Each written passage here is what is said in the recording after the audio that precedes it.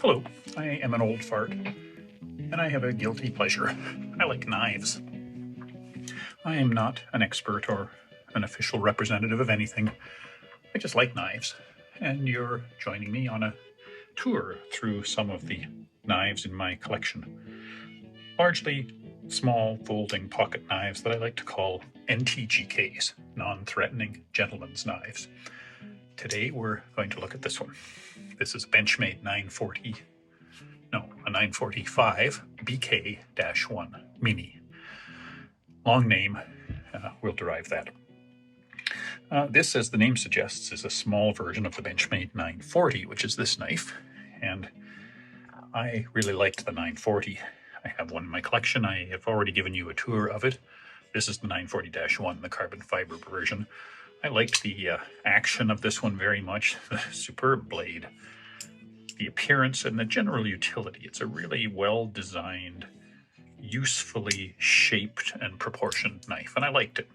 But I said, you know, it's just a little bit large, a little bit tactical looking to be a non-threatening gentleman's knife.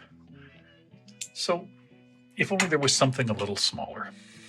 And then along came the 945, which addresses that. It is basically a miniaturized version of the 940. This one came up on the used market, and I thought it was worth a try. I'll just put them down here together. You can see it really is the same design, just smaller. So formally, this is the 945 BK-1.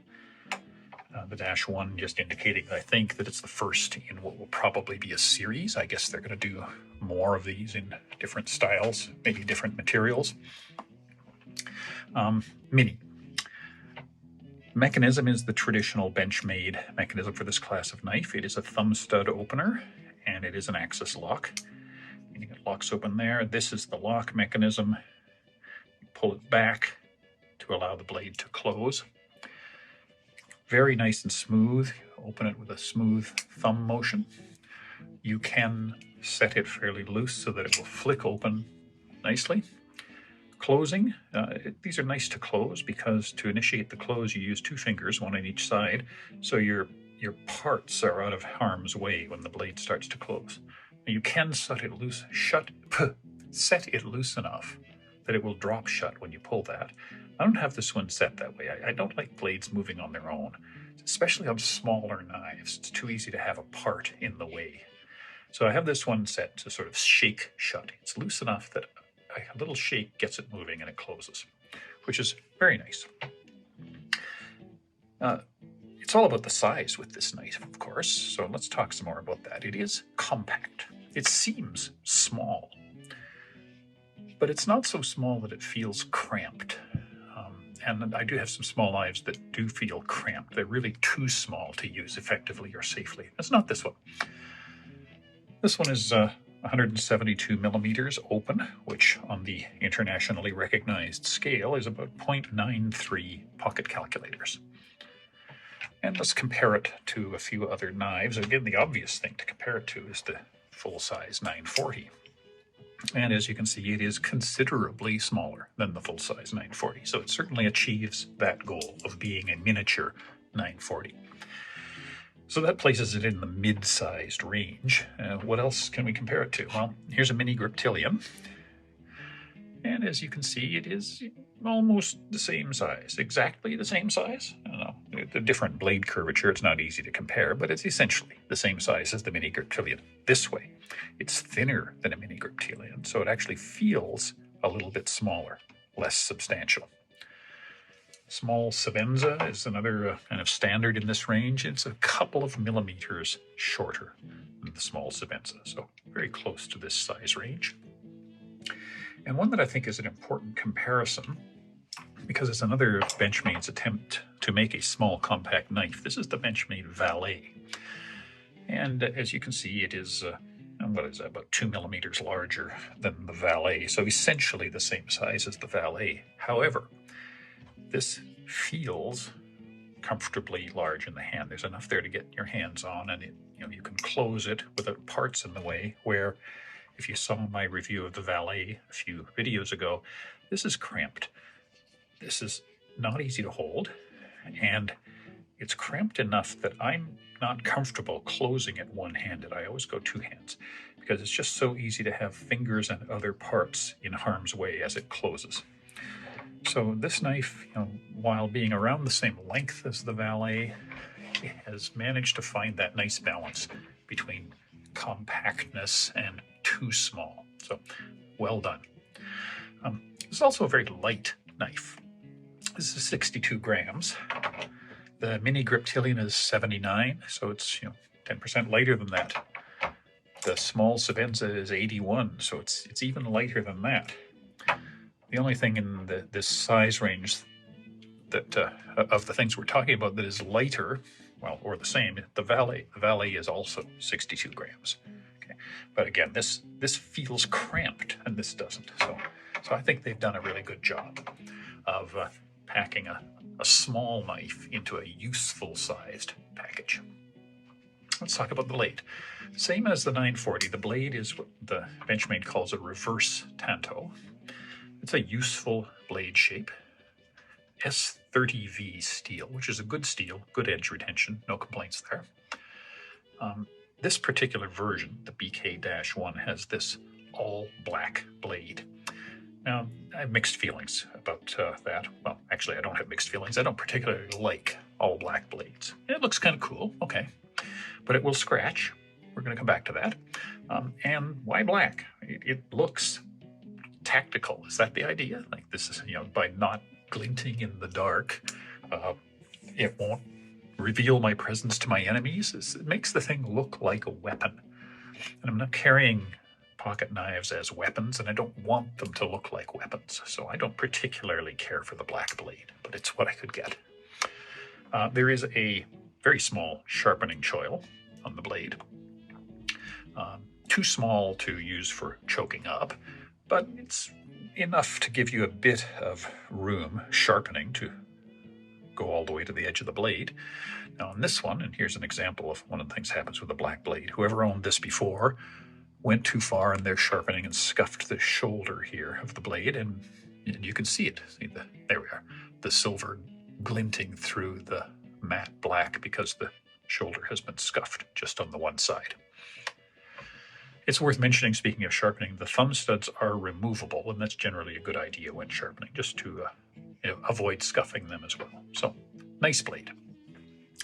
The body is simple. This is black G10, so fiber plastic body. It's okay. It's light. Has quite attractive blue standoffs and blue liners, so a little splash of color mixed in with the black, and I kind of like that. Another thing I like about the body is it's not flat. It's kind of, there we are. It is a 3D textured. It's not just milled flat. There's curves in these dimensions as well, and the result of that is that you have something to hold. There are grooves and recesses for your fingers to find, and becomes a very pleasant feeling to hold. The pocket clip is one of the standard Benchmade steel pocket clips. The standard clip, as this one, is a shallow carry. You can get a deep carry clip, and oh hey, Benchmade is finally offering deep carry clips on their website. Because it used to be the only way to get one was to phone their customer service and say the magic word. So they're now available on their website. Well done. Unfortunately, they're only available on their website for US customers. There's no way to enter a non-US address, but at least they're moving in the right direction. So anyway, shallow carry clip, and it is movable to the other side. Which leads us to talk about whether the knife is ambidextrous. And for this one, I would say, yeah, fully. Move the clip to the other side, double-sided thumb studs, identical frame and scale sizes on both sides, two-sided lock. So yes, this is a fully ambidextrous knife. Lefties will appreciate that. There is no lanyard hole, which is odd. A lot of the Benchmade knives in this sort of size class all have lanyard holes. You could, if you wanted a lanyard, I think, you could tie one around this standoff. You see it is recessed like a pulley. There we are. So you could tie one around this as long as you did it tightly enough that it didn't flop down and encounter the blade. And finally, manufacturer, these are made in the US. I know that's important to some people. I believe they're made in Oregon, if I'm not mistaken, so US manufactured. Very nice little knife. I've already kind of hinted at some of the things I like, but I'll just go through those in a little more detail. I guess that, the summary is what I like is exactly what it's set out to be. It's set out to be a smaller version of the 940, and they've managed to do that quite nicely. I like the compact look and the feel that it manages to achieve without being over light or cramped. Appearance is nice, it's sharp, it's attractive, it's functional, it's not decorative. That blue lining helps, the 3D sculpting helps. I don't generally like black blades, but this one matches the style and it's okay. And it is a nice knife to hold for cutting. Now, it is small, okay, but that said, good 3.5 finger grip and same size as the Valet, but much more comfortable. The sculpting helps with that. The finger guard shape here helps with that. Jimping on the back where your thumb sits. So it is a comfortable knife to hold and cut with. A couple of minor things I don't like. I already mentioned the black blade. I won't go through that again. But still on the blade was sharp out of the box, but it was coarse. This is common with Benchmade knives, I find. They're machine sharpened, you can really see it. There were really noticeable coarse grind marks all the way along the blade. At, I would guess, about 400 grit, and it just wasn't attractive. Now, another common problem I've seen with some Benchmade knives is they tend to come out of the box not symmetrically ground. This one didn't have that problem. It was quite nicely centered, but it wasn't polished sharp. So I put it in the KME system and brought it up a couple of notches just to smooth out that grind. So this is up to 1500 and then 2 grades of Arkansas stone. So it's not a mirror finish. I didn't think that would look right, nor is it necessary on this blade, but it's a nice, at least smooth, finished looking finish. So, the other thing I've found a little bit annoying in using it is the pocket clip is quite low profile and is very tight. This end of it is tight. I imagine I could bend it to loosen it, but it is so tight, and this tip is so close to the body that I actually have trouble getting this over the edge of my pockets. It tends to hang up on the material instead of sliding over it. So I have trouble getting it onto my pockets. I usually have to do it by getting my finger under it and pulling this away, or doing it two-handed. And something that is so light and obviously intended to be pocketable should be easier to get into the pocket than that. So anyway, that's a minor thing. Let's go through my internationally unknown rating systems. First, the NTGK rating for non-threatening gentleman's knife. I'll do that in 2 parts, non-threatening and gentleman's knife. So for the NT, non-threatening, the good is the blade mechanism. You can open it slowly. And to be non-threatening, that's important. You can also open it two-handed if you're in front of a particularly nervous or an unknown person. So again, that reduces the threat factor even more. And it's compact. Nothing small looks threatening by default. So those are all good things. The bad is the Tanto blade is a little bit aggressive, a little bit tactical looking, and especially being black. That says tactical, which says weapon. Why else would it be black, except to not be seen by an enemy in the dark? So that blade shape and color makes it a little bit threatening. I'd give it an A, not an A+, as non-threatening. For a gentleman's knife, the good news is it's handsome, nice looking. It has a historical link to a famous and appreciated model. It's small and light in the pocket, so for a gentleman, you can carry it in your dress pants pocket without ruining the lines of your clothes. The bad is the default shallow carry clip, and that it's very aggressive. It's going to interfere with your pocket and eventually wear your pockets. And it's not very exotic materials. Some gentlemen's knives score extra points by being carbon fiber or wood or other exotic and decorative materials. This is black plastic. It's okay, but it's not spectacular. I'd give it a B. So overall, as an NTGK, I'm going to score it a B+. Next rating is the KN rating, which is what will my knife nerd friends think?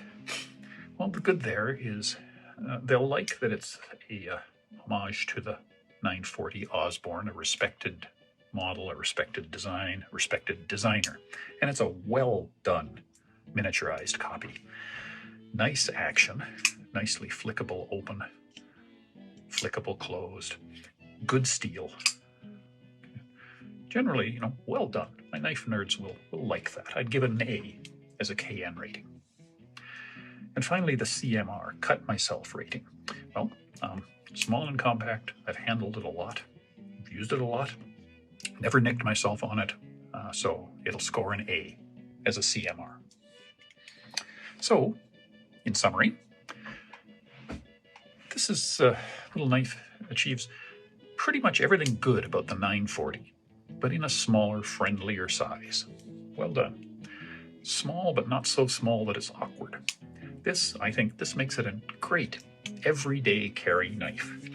It's not exotic and decorative, so if you're looking for a gentleman's knife that is primarily pocket jewelry, this may not be it.